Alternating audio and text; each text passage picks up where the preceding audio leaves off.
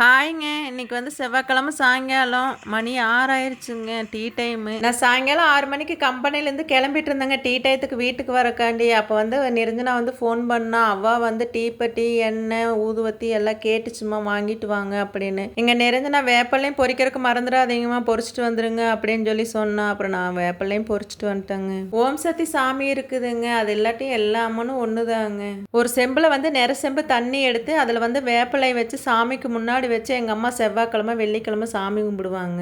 செவ்வாய்க்கிழமை வெள்ளிக்கிழமை வந்து வீட்டுக்கு முன்னாடி நிலவுல வந்து எங்கள் அம்மா வந்து வேப்பலையும் கட்டி விடுவாங்க. பூஜை ஜாமான்மெல்லாம் நான் வாங்கிட்டு வரக்குள்ள அம்மா வந்து ரொட்டி சுட்டு டீயும் வச்சு வச்சுட்டாங்க.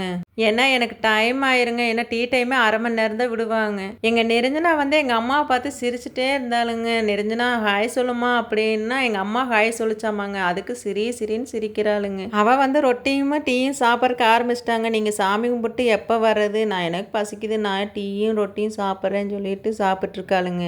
எங்கள் தர்ஷினி தாங்க ரூம்பை விட்டே வெளியே வரலைங்க. அவளுக்கு வந்து சளி பிடிச்சிச்சுங்க. நல்லா காய்ச்சல் அடிக்கிற மாதிரி இருக்குதுமா, மாத்திரை ஒன்று நைட்டு வாங்கிட்டு வாங்கம்மா அப்படின்னு சொல்லி சொன்னாலுங்க. நீ நைட்டு வரையில தாங்க வாங்கிட்டு வரணும். ஒரு குல்ஃபி மோடு வந்து ஆர்டர் பண்ணாலுங்க. அதை வாங்கி வச்சு அதில் தண்ணி ஊற்றி வச்சு அந்த ஐஸ் கட்டி வந்து சாப்பிட்டதுனால தாங்க எங்கள் தர்ஷினிக்கு வந்து சளி பிடிச்சது. ஐஸ் கட்டினா 2 பேத்துக்குமே எப்படி தான் இருக்குன்னு தெரியலைங்க. ஐஸ் கட்டி வந்து சாப்பிட்றாளுங்க. சாப்பிடாதுன்னு எங்கள் அம்மா மிரட்டினாலும் சரி, நான் மிரட்டும் கேட்கவே மாட்டேங்கிறாங்க. எங்கள் மாமியார் கூப்பிட்டு மிரட்ட சொன்னால் இங்கே இருக்கிறவங்க சொல்லியே கேட்க மாட்டேங்கிறாங்க. ஃபோனில் இருக்கவங்க சொல்லி கேட்டாங்கன்னா எங்கள் மாமியார் மிரட்டிட்டு ஃபோனை வச்சுருவாங்க. மறுபடியும் அதே வேலையை தாங்க செய்வாங்க.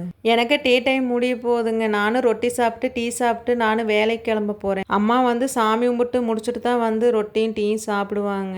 எங்கள் தர்ஷினிக்கு டீயும் ரொட்டியும் கொடுத்துட்டு சாயங்காலம் வரையில மாத்திரை வாங்கிட்டு வர தங்க, நல்லா படுத்து தூங்கிட்டுரு அப்படின்னு சொல்லிட்டு போனாங்க. தைலத்தெல்லாம் தேய்ச்சுட்டு இப்போ வந்து என்னென்ன காய்ச்சலோ வருதுன்னு சொல்கிறாங்க. சொன்னால் கேட்டால் தாங்க ஆகும். அம்மா பாருங்க 6 மணிக்கு வந்து தலைக்கு தண்ணி ஊற்றிருக்காங்க. அப்புறம் சளி பிடிக்காம என்னங்க பண்ணும்? அம்மாவும் தாங்க சொன்னபடி கேட்கறது இல்லை. அம்மா சாமியெல்லாம் கும்பிட்டு வந்து டீ சாப்பிட்டு இருக்காங்க.